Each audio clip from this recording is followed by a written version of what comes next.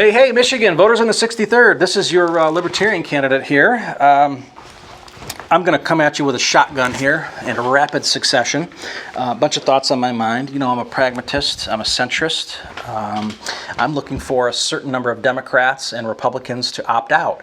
I'm looking for them to vote Libertarian and be done with the nonsense on the left and the right. And the reason I say that is because Michigan is sort of in a constant state of decline.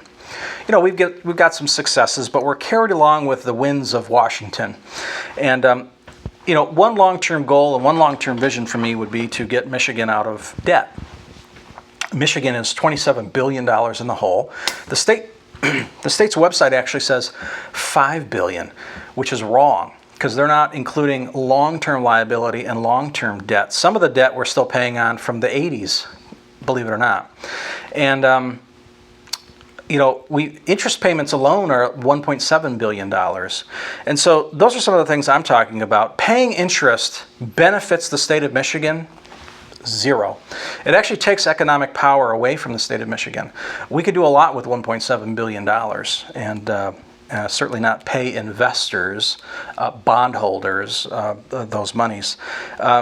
You know, I want to talk about media bias. Jo Jorgensen is a female candidate that the Libertarians are running for president. Maybe you've heard about it, maybe you haven't. If you haven't, that kind of proves the media bias, doesn't it? You've probably heard that Kanye West is running for president. Kanye West, somebody with mental disease, you know, a mental disorder, mental health problems, gets more press running for president than a viable Libertarian third-party candidate who's a woman, one of the only women running for president. You know, and there's all kinds of preconceived notions of what a libertarian is. You know, my brand of libertarianism is a big tent brand. I like a lot of ideas on the left, and I like a lot of ideas on the right. Of course, the fiscal policy one that I just talked about, getting out of debt long term, paying down our $27 billion in debt, getting some capital capacity in the state, some reserves to actually pay for stuff would be really kind of cool.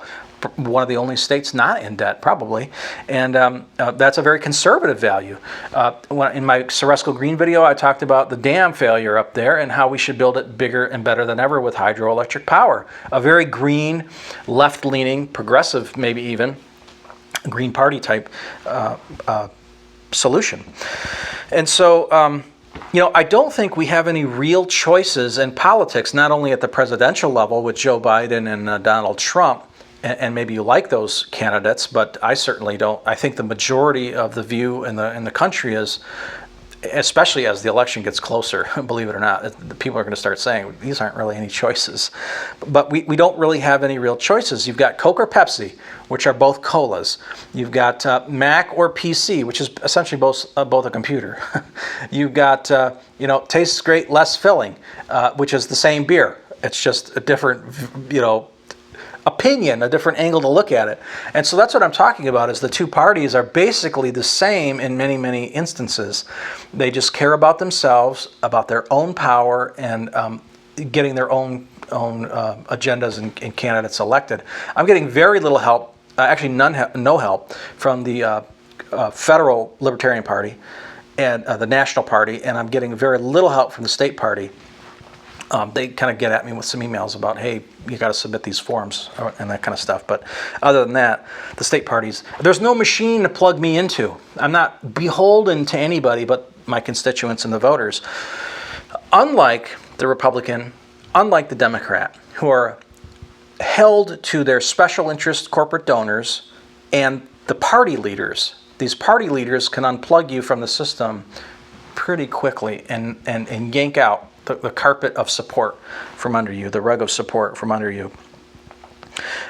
Policy, to me, is very important, and there's a lot of things coming up that I think are highly important. Toll roads has been in the discussion ever so slightly. It's going to become a bigger and bigger discussion. Toll roads, although often thought of as a very libertarian idea, is a horrible idea for the state of Michigan. And it's horrible primarily because the people with the lever on the pricing are politicians. We need more tax money, cha-ching, jack up the per car toll on the toll road. And this happens in every state. Illinois is used as the gold standard here for some reason in Michigan. And that's what they do with their toll roads in Illinois. They just jack up the toll road. And automation is, just because you could slap a sticker on your car and prepay or debit every time you go through, is not a benefit, I don't think. Because, again, unless controls are put in place to disallow anybody from just jacking up the price arbitrarily, is a bad idea. Also, a lot of those monies might be diverted from actually funding those road systems into other special interest projects. Education is something that is turned very political too lately, not just mask wearing, but now education. And it's funny to me how conservatives and right-leaning thinkers are like, oh, we have to have our kids physically in school and in the classroom. And it seems to me like they're saying that just because the left says, well, let's not do that. And the reason why it's funny to me is because conservatives typically talk about how poor or how bad the education is in Michigan schools. And suddenly they want their kids in the classroom to get a bad education. I just don't get that. And when I talk about the state being in a constant state of decline because of these two parties, Democrats and Republicans, the institutions that we have in place have been put here the last 75 to 100 years, and education is one of those. How they fund education, how education gets done. Education is funded with 2% of the sales, of the 6% of the sales tax. 2% of that is education funding. Of course, there's the lottery stuff in there as well, and then there's federal dollars. I mean, there's this big mix in how education is funded. And then, of course, property tax values, both your primary home residence and like any secondary home stuff. There's different millages. There's even local millages. And here, Kalamazoo, they passed extra millage on top of this state money that goes to fund schools. And so schools constantly want more money to do things, and yet our education system gets worse and worse. Literacy was a big thing in the 2018 campaign with Bill Schuette and Gretchen Whitmer, and of course literacy and education is sort of out the window, and it has been and was never going to get addressed. It's just one of those talking points. Like healthcare, the economy, jobs, and education are always topics every gubernatorial election, every presidential election, and these things never go away. You can look at presidential debates from the 80s, and they're still talking about these problems. They never go away because we don't really have problem solvers that go to Lansing.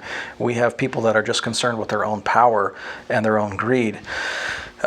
Primaries. I want to talk about primaries since those are next, and maybe I'll finish out. But primaries are Republicans against Republicans and Democrats versus Democrats. And I don't think the taxpayers should be funding those. Nobody's talking about it. Why should taxpayers be funding inter-party squabbles between Democrats and Republicans? It makes no sense to me. Let's cut that from the budget. I've got some great budget cutting ideas. Let's talk about it. That one, funding primaries, having secretaries of whatever go printing up a bunch of ballots, mailing them. They even had to remail some here in Kalamazoo Township because they were incorrect. Funding all the workers at the polls. The poll workers aren't volunteers, although they do volunteer, but they actually get paid as well, paid from those localities and the local governments. And so there's lots of money and lots of nonsense that could be cut, and primaries are one of those.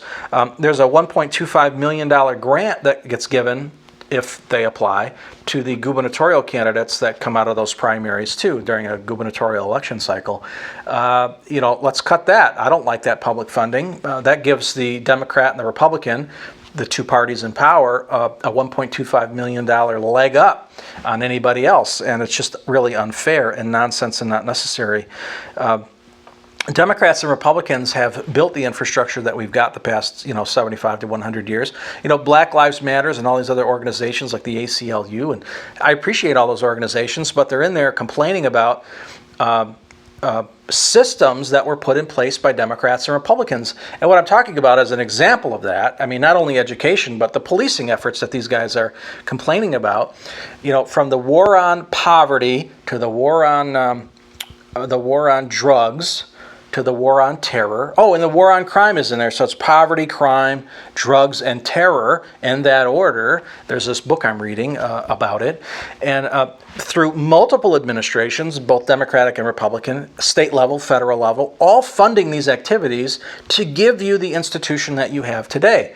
And so when I talked about at the beginning, opting out of the nonsense, these things that we have in our state, the constant decline that we seem to be in the state of Michigan, the constant decay of the roads and the infrastructure, none of this stuff was brought to you overnight. It's a long-term system of degradation because of our politics. It's no surprise that the degradation in our society comes with the degradation in politics, and we need to opt out of it. We need to stop the nonsense and vote for the Libertarian candidate, the centrist candidate that has both Democratic and Republican values wrapped up in a Libertarian package. It's kind of like the Reese's Peanut Butter Cup. You can't have a Reese's Peanut Butter Cup without peanut butter and chocolate. And of course, unless you're allergic to peanut butter or chocolate, then you wouldn't like a Reese's Peanut Butter Cup, but it is the most well-liked candy during the Halloween time. And that's what I'm talking about is, there's no perfect candidate, but I think I'm a more perfect candidate. I think I'm a better Democrat than Democrat and a better Republican than Republican. I'm the Reese's Peanut Butter Cup of politics. So that's what I'm talking about. Perhaps you'll consider opting out. If you liked anything I said in the video, I could certainly expound upon it, but I've found that the attention span online of videos like this are pretty minimal. And I've got a Zoom meeting every week, Tuesdays at 7:30. Share the video, email it, send it in Messenger, or tell somebody about it. I need a certain level or a certain number of Democrats and a certain number of Republicans to opt out of the two-party system, vote for me. All I need is one more vote than the second place person. Technically, I could win with 34% of the vote. Mathematically, even less than that, depending on what the Greens and these other people get. So it's totally doable to vote a third-party candidate in. We just need the will of the people to do it. We often talk about political will to do something. This is the will of the people. A certain small number of people, 34% or maybe a little touch more than that, to vote me in and send me to Lansing. I'm telling you that I'm going to be a different type of candidate. I don't have political career aspirations to be president or even governor of the state of Michigan.